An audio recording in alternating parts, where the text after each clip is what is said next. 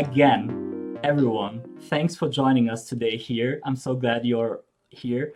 Um, this is a new stream about Super Smash Bros. Melee and Smash in general and the communities that surround them. And I'm really glad that we have with us our first guest. Um, and yeah, I was just about to introduce Spoopy, and I'm gonna start again real quick.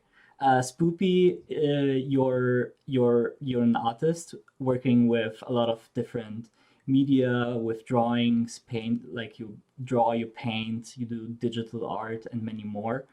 You completed your master's degree last year, and for your master's, you wrote a thesis, which was the basis of this book again, so everybody can see with our comments. Um, and you work together with Saint Nicholas, who won't be joining us today, but yeah, and after you wrote your thesis, you published this book, which is a very interesting project. I will get to that in a second. And you've also been involved with Melee since 2015 in a lot of different capacities. And I also want to mention that you also stream.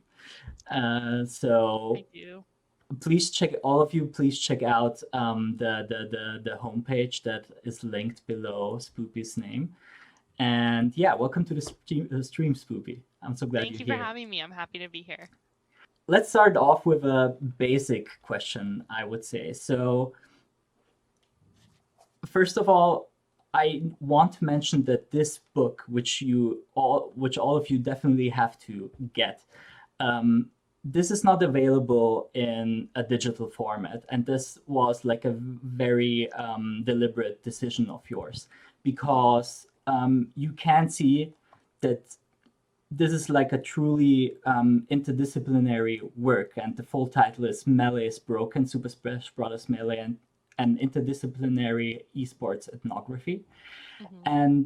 And once you open the book, it becomes immediately clear why it's important that you didn't want for this to be available in a digital format, because the artistic research in this is so crucial and it's so important, and you don't only write about Melee and the community, but you approach the topic through your art, and that's very special, I think. And so I was wondering what led you to write about Melee and the community in the first place. Well, it's evident that with any connection to SSBM comes an inherent passion that's indescribable. So I decided I would try and describe it. And the reasoning, not only about the object, as you mentioned, and I loved how you spoke about it, how I approach it from not only from a research and writing perspective, but also from my artistic perspective, because for me as an artist, my work is always brought to life in more ways than just writing, and it always has. And I figured I'm not a strong reader to begin with. I have a lot of eye issues, so I wanted to make sure that people who have different ways of learning or understanding things could not only have the text, but as well the images and the thoughts that come with them. That's great, and that the fact that you mentioned that you actively think about how others can approach your work already is very telling of how you also wrote about Melee, and we'll get to that in a second. So let me actually start, because also with you completed your thesis before the outbreak of COVID, actually. Pretty much, yeah. So I had pretty much done the bulk of my writing by March 2020, and I was deep into editing stages. My thesis was approved in about May, and then because it was May, I technically graduated in the fall, but I completed everything in summer of 2020, which was really strange. Yeah, I can imagine. And there has been so much happening for the Melee community during that time as well. And Yeah, we wow. transitioned to mostly online tournaments, to online play, which was very new for us, and not very new It was a new way it of was playing online. yeah, and at least when it comes to the scope of how much we played online. And I was wondering about your perspective, how, especially when considering how much the community relied on offline play. What do you think that people who maybe started playing during this time, and I'm keeping in mind like your approach to objects and residual hardware in the book, how the aspect of touch is important. So what do you think were people missing out on maybe with during this absence of offline tournaments, for example? It's definitely, it hurts a little bit to see people who joined the scene during quarantine times, not because I don't want more people to play Melee, I want everyone to play Melee, but I feel bad for them a little bit because there's something inherently special about walking into a room filled with the CRT ring and all these people just hunched over playing. There's something about seeing that in person that really cemented my feelings about this being a semi-permanent place for me.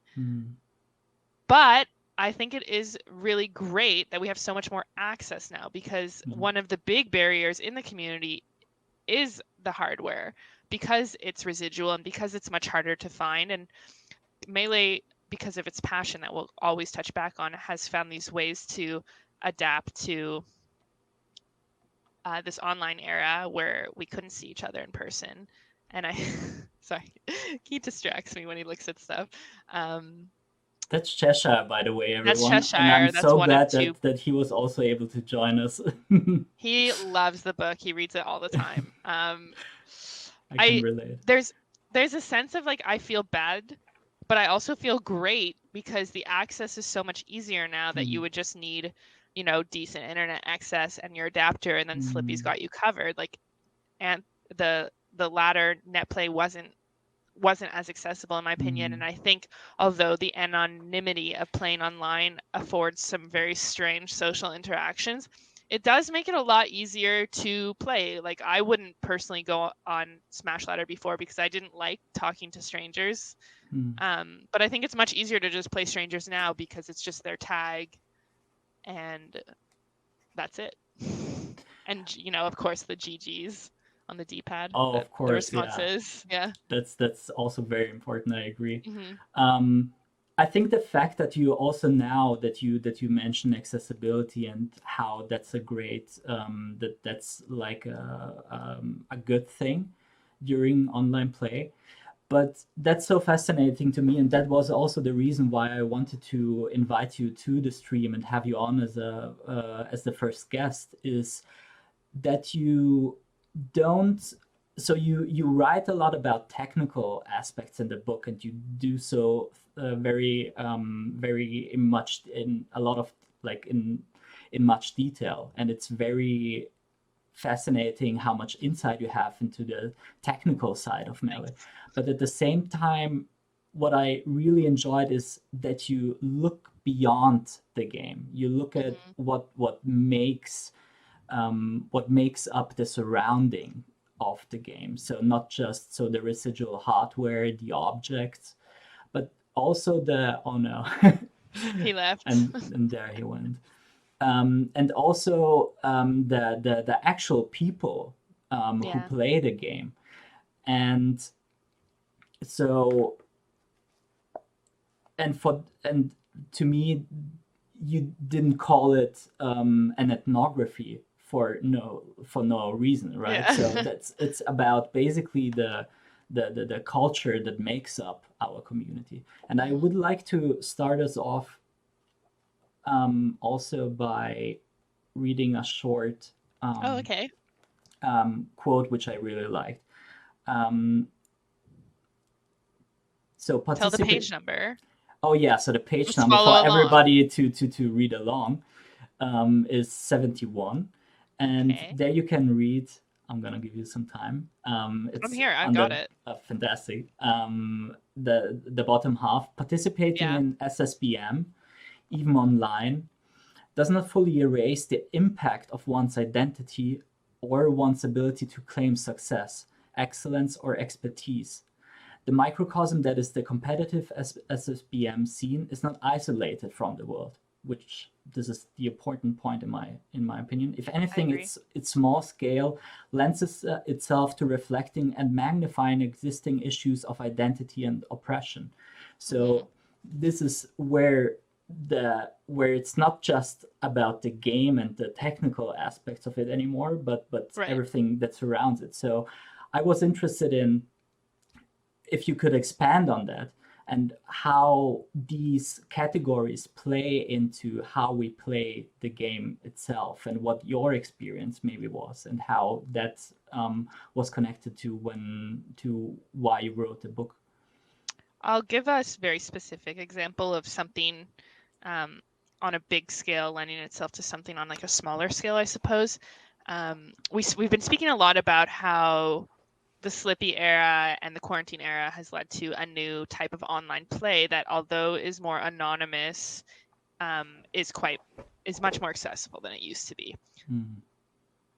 However, because of this larger scale, there's a multitude of types of identities that are going to be playing SSBM now because our reach is becoming further and we have to expand to make space for more people in a safe way. One of the biggest issues I have noticed from the online era is specifically when commentators or people with power in the community, top players or streamers, anyone who really is going to be listened to by the public SSBM overall, has a tendency to pre-gender their online anonymous opponents. And I think that's a really serious issue because it inherently says what kind of person is expected to play the game. However, lucky for you guys, there's a really easy fix to this. All you have to do is when you're playing on your stream and you don't know who you're playing against, you can use the gender neutral pronoun they them that I use for your opponents. And just like that, you've made space and you've made a safer space for more people to come in, because you may not realize it, but even if one person is listening to you, you could be making a difference to that one person, showing them that there's space for these people. There are things that have paved the way that I can't help but not to shout out to Smash Sisters and Gaily, who have made incredible space in the community. And having seen Smash Sisters, especially from its conception, of course Gaily too, which is fairly new, is just beautiful. And I just couldn't help but not shout them out in this moment. Absolutely, and I'm gonna follow your lead, and also because this is also like an intercontinental project, intercontinental. right? So, and I'm really glad that we get It's this, super cool. that we continue this conversation Yeah. between our regions, and I Doesn't also happen need enough. exactly. So, Yeah. although, and at this point, I need to quickly drop the Eyes Open conference, which is going to take place on October 30th. And there, this intercontinental conversation will definitely continue. But what I originally wanted to say was that when you mentioned the initiatives that make space for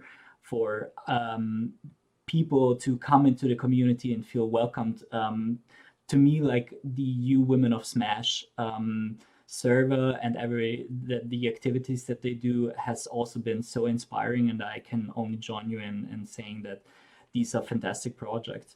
Yeah, and what you were saying about the this example that you gave, I think that's a very important point, and I actually was quite glad seeing that more and more tournaments um, try to include pronouns during streams, Yeah, which is also so important so important. to normalize like other The discussion. gender identities and Hmm. not just assume that the players on screen are male. So I wholeheartedly agree with you there. Yeah. Um, and what you just said ties very well into the topic of gatekeeping that you also discuss at length in the book. Would you mind if because I wrote down Please. so many No, fantastic quotes. I like when people choose different quotes. Any comment I get on this piece of, I guess it's media that me and Nikki produced, like I never tire of hearing what sticks out to people or how it's impacted them, unless it's in a negative way, in which case please don't talk to me. Exactly, But that's the way we deal with discussions right now. yes. Just kidding, but yeah. So yeah, this quote is from page 119. Okay, Um, I'm there. and so when you're mentioning, so you mentioned gender identities, right? And this example of gatekeeping is also very important because here you write in the middle. Hmm. My argument here is that the male homosocial environment formed in the SSBM community, as well as its interest in continually interpreting and narrativizing its own history, a history rooted notably in uniformity and masculinity, constructs a culture that harms and gatekeeps newcomers who aren't men, thereby hindering the community's growth. So there's Hmm. so much to this because we on the one hand, every one of us has an interest in keeping this community alive. And there's That's Jelly Jelly Bean. That's Bean. fantastic. Hi, Jelly. He's going crazy right now.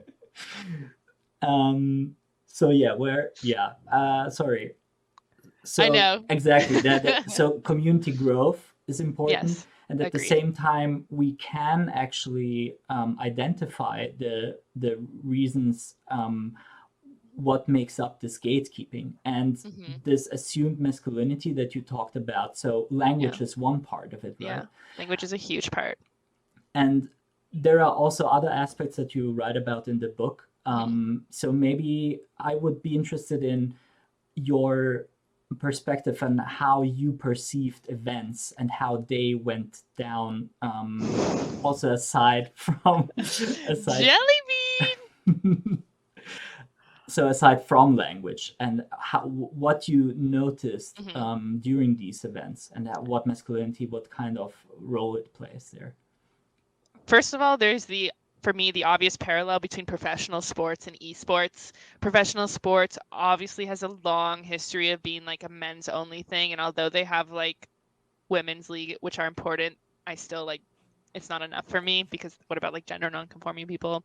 And then there are terrible. Okay, anyways, that's the biggest one is like seeing that parallel and then people using professional sports as like a scapegoat for our issues, being like, well, they do that in sports, so, and I'm like, well, it's not good either way. So, Mm. and that leads into like authority performance and competitive, like toxic competitive attitudes. People who we not what's the word? It's not nepotism. It's like seniority when people have been around Mm. longer that they think that they're deserving of something. And I think we've seen that a lot the in recent events where people have lost their right to play the game due to being abusers or harassing people, terrible things that are ongoing, and losing the privilege of playing, and people not letting go, like not realizing that it's a privilege to be here.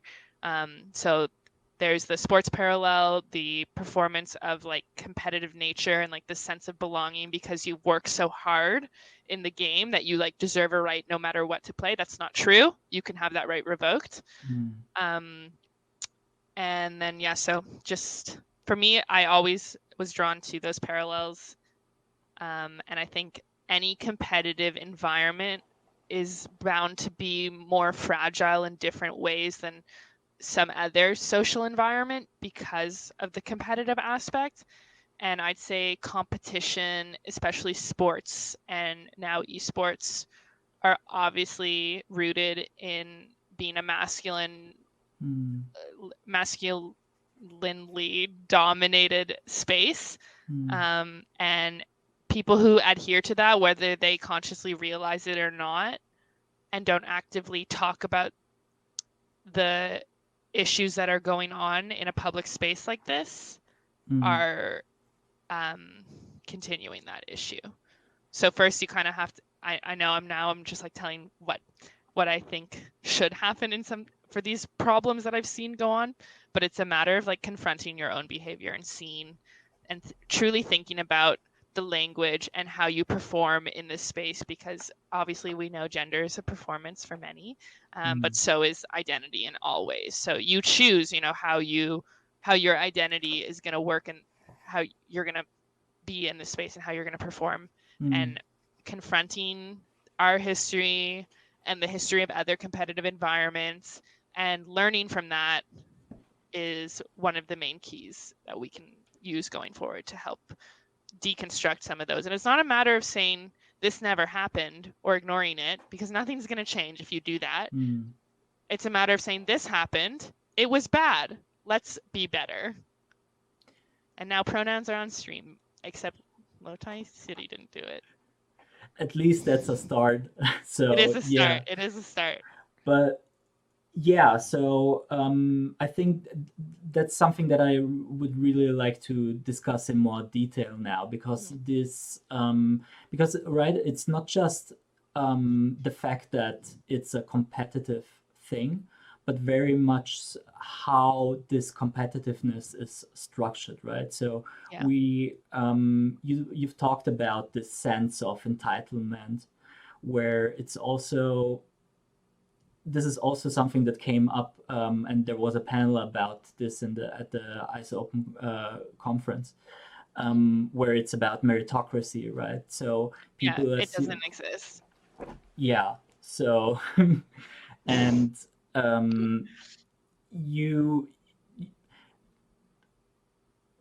this is also like this idea of meritocracy is something where you only take the game and you don't look behind the game and what happens with the people who actually played. And I think we will discuss what some of the alternatives maybe are to how we approach Melee and Smash in general. But I think I would interject here and just say that recently I was watching Radio Melee, and Jade, who is a super cool TO from California, made a really good point about how, if you don't know Jade, their tag is they them on Twitter, and we all stan. Sure. But they were saying how during their time in the Melee community, people didn't really start to respect their pronouns until they started to be good at TOing, is how they phrased. And I hope I'm paraphrasing this okay if they're watching. But it's so true. People in Melee have this often like mindset that if someone is good at the game, they deserve your respect, or good at TOing in Jade's case, or good at running the stream. But I'd say first of all, people take your gameplay as number one, especially like if you're playing on a setup with a stranger. And that is harmful because there are so many different productive ways to participate in Smash. And remembering that it takes these amazing TOs like Jade, or those amazing stream runners like Melee Every Day, behind the scenes to make your thing that that you're obsessed with happen. That stuff isn't going to happen without these people. And that's just that.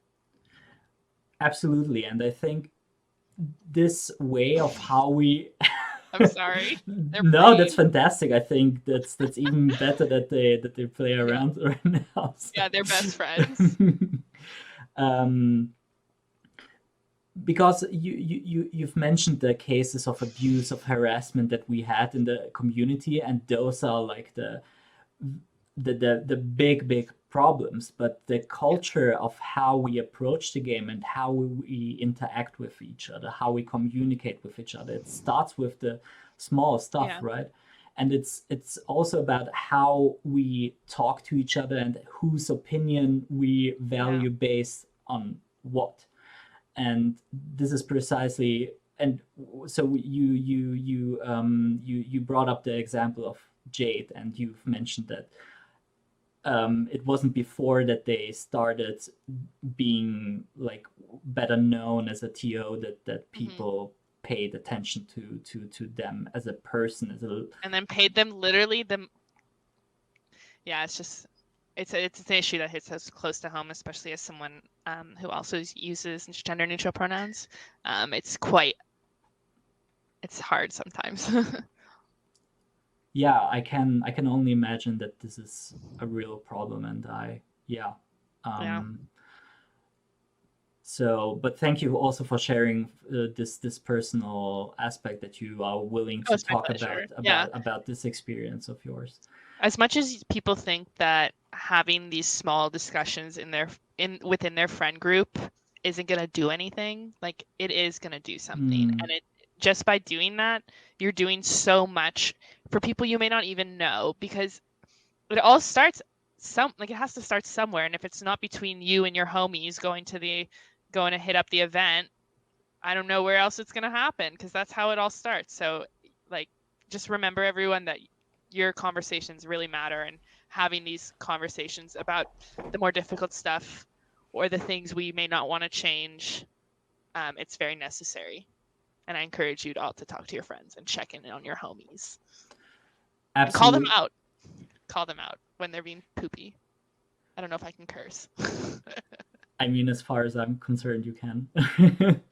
So, yeah, absolutely. And I'm also, so what I'm thinking about right now is also this kind of, because I'm actively looking for details in our culture of communication.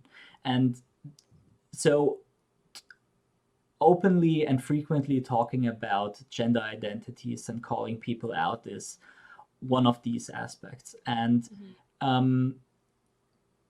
so I'm circling back to this competitiveness aspect and how we tend to ignore the people behind the game. Yeah. And I've briefly talked to you about this before, but since you also write about it in the book, one of the most frequent phrases that we encounter in our community, which is already a meme in itself, the phrase "no Johns." Yeah. I was wondering whether you'd be open to talking about a bit about this phrase and maybe the problems that you see with it, because I do think that it got out of hand in a way. I agree. Yeah. And I'd be curious to hear about that. I know before I would even get into discussing what some would call like an iconic part of our dialect, people are inherently going to be upset because they may not see the harm that something so casually said all the time could cause, but that's exactly what different type of microaggressions can build up.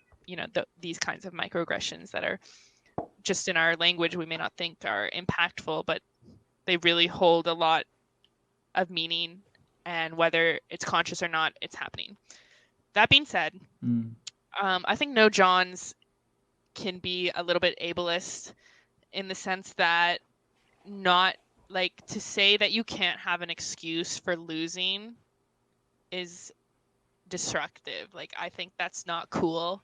You don't know where people are coming from. You don't know what kind of access they have to practice, to even internet, to look at different cool tutorial videos and things like that. To shut someone down when they say perhaps why they did poorly, or why they may have lost or something in the game or did a bad interaction. And it can even be taken outside, because obviously we know this phrase has been around and was popularized in Sam Ox's 2013 Smash Brothers documentary. There's a cat on the back of my chair, and it's not cool to make fun of people for losing, first of all.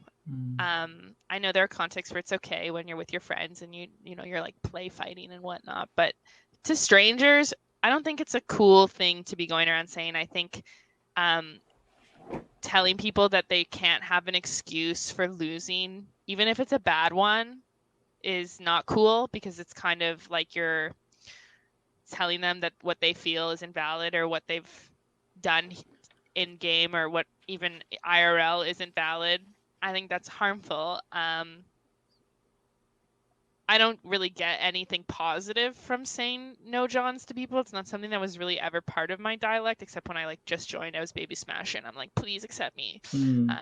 But I think understanding that we should be approaching situations of competitive loss as healthily as we can, which is a lot easier to be said than done as someone who's not very competitive. It's not something I feel as passionate about, but like seeing someone like HBox who like pops off 10 miles a minute, like I think understanding,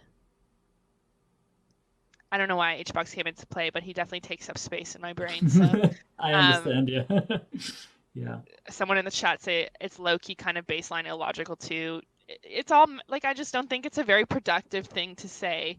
And I know that a lot of competitive natures comes with like the shit talk and whatever, and people are so into it, especially with the crew battle.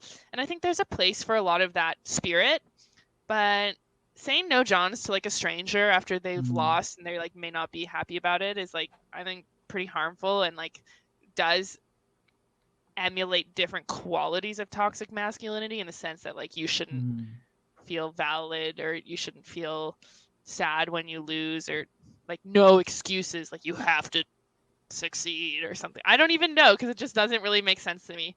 But ultimately, I just don't think it's a very productive part of our dialect.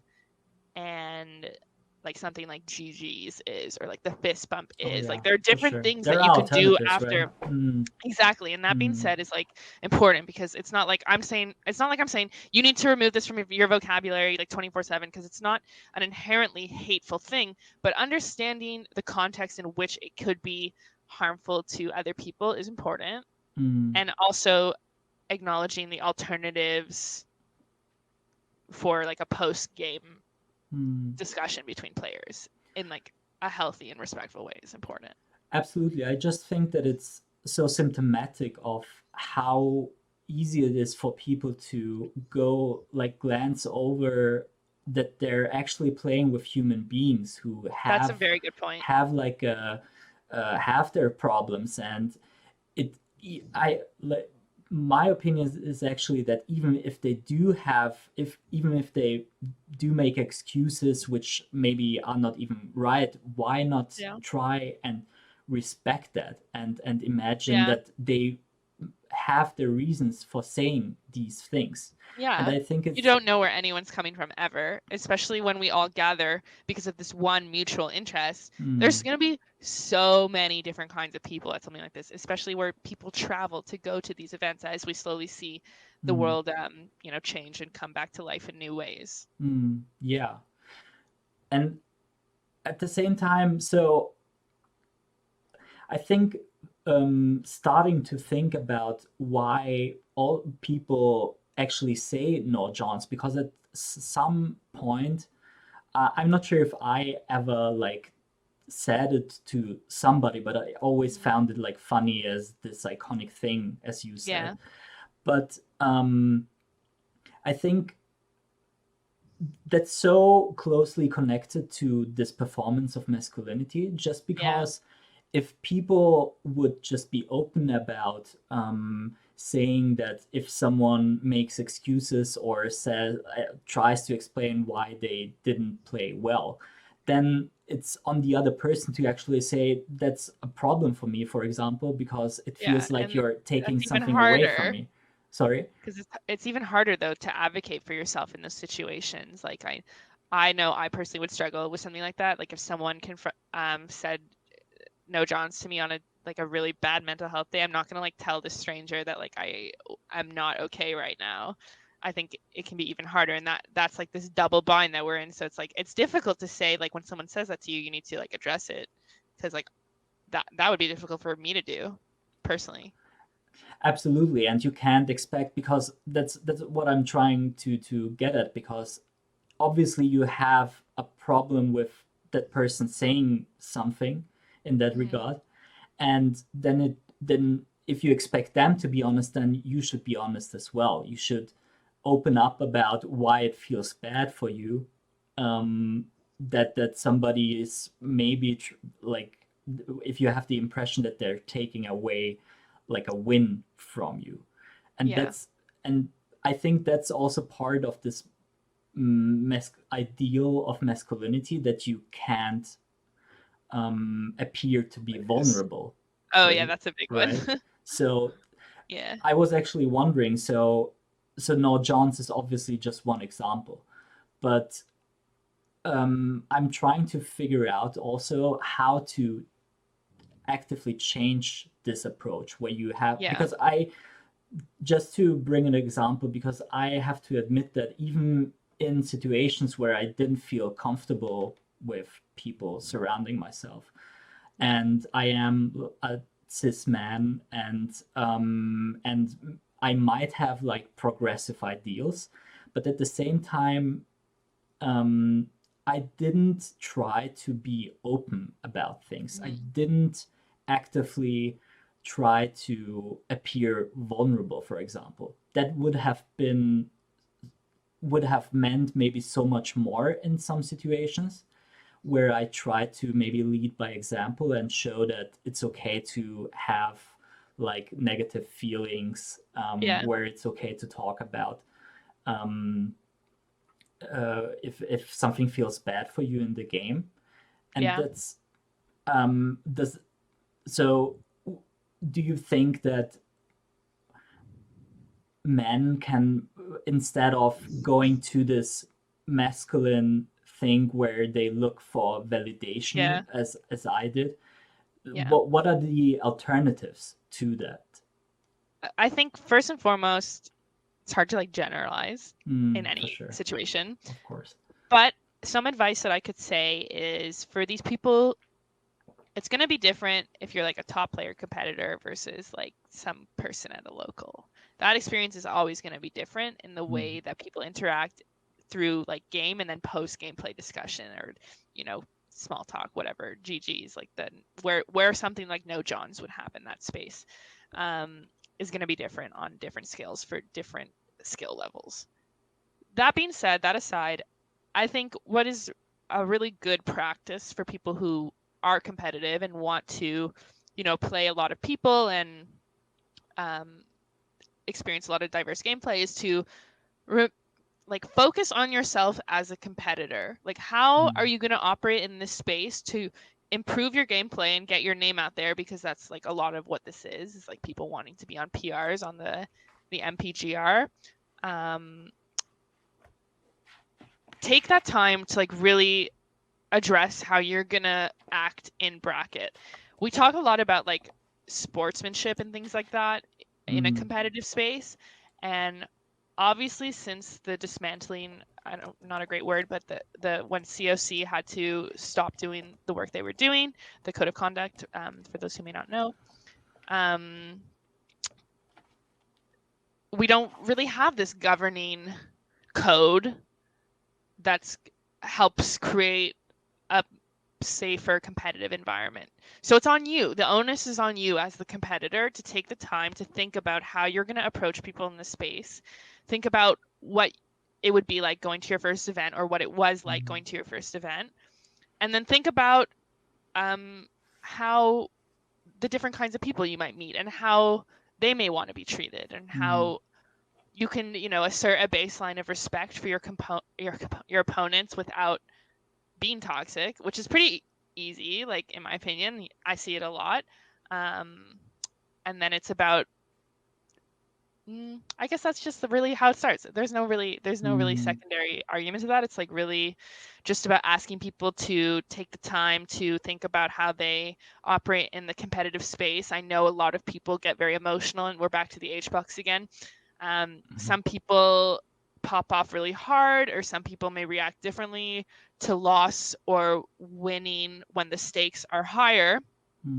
But when you set your stakes really high and you're not, on the top stage in top 8, it's gonna be difficult for you to, not hone in on your competitive alias and those feelings of triumph or those feelings of loss. And often when you put too much pressure on yourself, it's going to be, you're going to have too much, and then you're going to give it to other people. And I think it's just a matter of really trying to base not only your expectations of yourself, but expectations on how you will perform or what you expect. It's just a lot of practice of mindfulness. I really think PPMD is a player to marvel at. And although he's not competing right now, I think the practices that he implements as a player are very great. I think he takes a lot of time to be mindful, and we know he meditates, and I know that's not for everyone. But doing different practices for you that give you time to spend time in your mind, and then, empathize to other players, because I know I spoke about that jealousy, or not jealousy, or that feeling of missing out that maybe the online players have had. And the point is, you really try to be mindful, about your experience, about you as a competitor. Think about all the situations, especially social and interpersonal, that you're going to be going through. And I know it sounds like a lot. It may sound heavy just talking about it from this standpoint, but just think a little more. Try and expand your perspective. It's when I was listening to you, PP immediately came to mind, and you write about PP in the book, and I think that's such a great example of somebody who also is very willing to actually be vulnerable and talk about their issues and struggles, and talk about what actually keeps him from playing, and talking about mental health. And I think this kind of openness is such a great value to have, compared to this way of performing in a masculine way, where you need to appear successful and powerful. I think that some of the losing is not really an option. Exactly. And when you lose, that's a performance in itself. Some people who react poorly, the controller throwing. It's funny. I think I wouldn't say it's okay, but as someone who's experiencing the controller throws from a parasocial standpoint, I'm oh, that's exciting. But from Amelia's broken standpoint, I'm oh, that's actually not that cool. Are you okay? Do you need help? Exactly. I always kind of feel bad, because I wonder what goes on within people when they do something like that. And I think that's also just so symptomatic how we actually need to take a step back and focus on what's actually going on outside of the game, right? But it's very hard for a competitor, because I know, or I could assume, as not a competitive person, that a lot of the competitive drive comes from passion. And as a very passionate person myself, I know it can be hard to temper or restrain reaction in certain ways. So it's difficult. I'm not saying it's easy by any means, but I understand why sometimes people will do these very grand, often masculine, power reactions.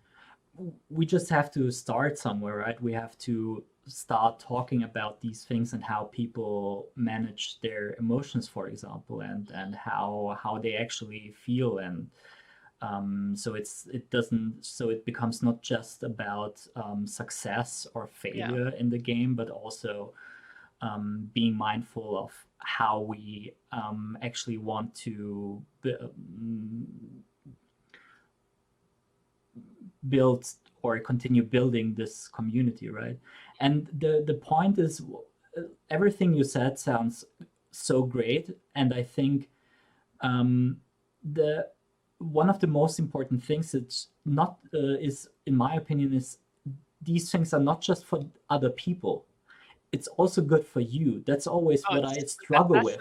yeah. As soon as you open up and you treat other people compassionately, you realize that you develop a different approach to yourself, and it just Yeah. makes you feel better, right? And then the people, you don't even notice that, but like when you work on that stuff Mm. and you're inherently like becoming a more empathetic person, it draws like the better people to you. As someone who like spends a lot of time empathizing, not always by choice, I really have some amazing friends. Like I really found some people who are just my people, and it took a lot of work on myself to get those and people in my life. And like we all deserve each other, and it feels really good and cool. So And that's exactly the kind of, so just the way that you are able to talk about this group of people that you found, and I think that's such an important way of framing our activities within the community, where we emphasize the positivity that comes out of it, where we don't yeah, just focus on the I don't know, the no joining, or yeah, whether it's success or the failure. problems. Exactly. So that's already such a, because I was thinking, so compassion is one thing, and kindness is also another, where the way how you approach other players, other people who participate in the community. And I think, so also to just give a teaser of the book, you include, which I really liked, towards the end, you include the wholesome gaming manifesto. Manifesto, yeah, And that was a that's performance and piece. that's a performance piece, and it summarizes so much of the values that you just talked about, and I Yeah, think that's really inspiring. thank you. What led you to include or center um, this performance about wholesomeness around Melee, because you do include like controllers in Yeah. in the performance, right? So it's very obviously connected to Melee. I did that performance in a directed design study class near the end of my thesis, near the end of my master's time. I was really digging into it at that point. I was writing the third or the final quarter, I guess you could say, of the book, which inherently, or not inherently, it focuses on social issues. Mm, And I think I was feeling very overwhelmed with all of that. And I started to feel like there wasn't hope to see or find people who would experience esports, specifically SSBM, because obviously that's my topic of study, in a very like empathetic, wholesome way. Because it's something I see missing. Like mm. I'm here for the wholesome activities. Like I want to be on picnics with my friends all the time and doing cute shit like that. And I was just worried that I would never really learn to see that in Melee. And although obviously I've mentioned that there are some people in and out of Melee who are very important to me, and I have found some very great friends in the Melee scene. It took a while to figure out who, I could trust. Um, but those people give me that feeling of being in this wholesome gaming space. And Mm, we talk about how gaming is this thing for pleasure, and it's this privilege that we are lucky to have, but we really don't take the time to like make it super positive all the time. And I mm, think that's inherent to a competitive community, because it can't all be like sunshines and rainbows all the time. There's going to be a winner and there's going to be a loser. But mm, for someone like me who doesn't have like a competitive stake in the community, I'm going to focus more on different aspects I can get out of it. And I think that's not only true to me because they're everyone belongs in SSBM if they want to be there, whether they're competitive or not. And I think just keeping that in mind, and it just circles back to our original discussion about gatekeeping and things like that, that keep people away. And I thought this would be the opposite. Like, how can I show that this is working towards becoming something safer and wholesome, or almost it's religious, obviously, because I think like our attachment to this game is religious in many ways and spiritual nonetheless. But there's something almost holy about it. Like there's something holy about this residual game from 2001 that we just keep making stuff from, even though it's 20 years old.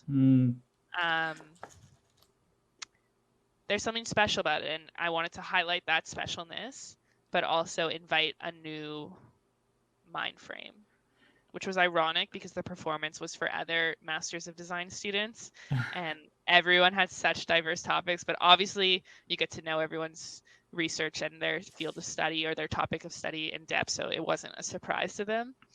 But they were definitely like, what the heck? But they liked it. It went great. I think it's great that you included Melee in this context so openly as well. And just the fact that you said that it's something holy for us, right? And I was thinking now about actually the title of the book, which is so well chosen. Thank you. When it was like a brain blast moment when I was talking to a very good colleague. He was like, you should call it something like, choose one of your weird dialect words. You got to make it catchy. And it just made sense, because how often am I in like some sort of fighting game Twitch stream and someone says, this is broken? My auto response every time, yo, Melee is broken. So it's an easy plug, but also was hard to not do. Yeah, and I think Bryce just also mentioned in that somebody said that Melee is like they were religion. Like Melee is a religion. So I mean, and so it's funny to me that it's possible to have something that is so holy and also so broken in a way. But, I mean, it's kind of it depends on how you use broken, right? And exactly. That's the other thing. And I really like this different like multiplicity of meanings behind broken, and I think it stands so much for how we can actually approach the community as well. Because in some way it is broken in a negative way, because we do have these problems, and just because it's Melee, you write about it in the book. It's not isolated from the rest of society, right? We can't just escape to the game and pretend that nothing happens outside of it. So and society on a fundamental level, I would argue, is broken as well. So of course Melee is broken in that sense. But at the same time, it's broken in such a positive sense where there's so much potential, right? And it's endless. Just like that. Yeah. And just like my camera seems broken right now, but it looks mostly normal for me. No, the other camera, but that's all right. Okay. That's fine. So these two meanings that you've combined in the book, I really admire that. I think the fluidity in the meaning of the word broken, or that we have applied to the word broken, and the FGC, of course, and like gaming overall, that same fluidity, for it can be so many different things, should be applied to your mindset when you expect or think to expect what to expect in a space like gaming, or SSBM in particular. So what I'm taking away from this all is that, and from reading the book, which has been so inspiring for me, is that it's important for us to remember that it's not just the game with the characters on the screen, but that behind these characters, behind each game and each set, there are people who because I also really like that you don't just write about identity, right? You also talk about bodies, and that these Yeah. players have bodies, and that spectators have bodies, right? Yeah. And that's such an important aspect as well. So it's important to be mindful of that dimension, and to also learn about how to be mindful and break out of this tendency of gatekeeping for one own sake Yeah. to mark your own privilege or your own position, and this so-called meritocracy, right? Or Um, myth of meritocracy. I believe that was a exactly. reading I did, or maybe I even quoted it. I don't Yeah, remember. and I mean Bryce is also very much an expert on that. So I'm glad that all of you tuned in today. So Yeah. um, and also like looking for alternatives, maybe have the courage to be vulnerable, to show weakness, maybe.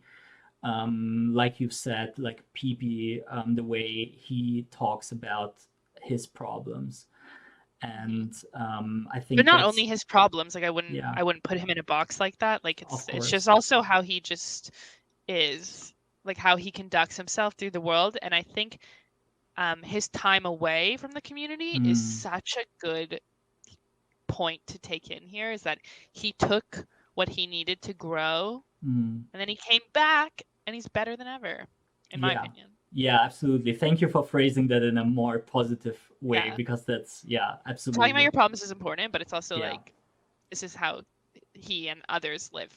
But So just this level of mindfulness, I completely agree with you, and yeah. that can be applied to so many different things. So, and yeah, basically being kind to one another and Yeah, see the imagine. positivity, and Wow. move away from that.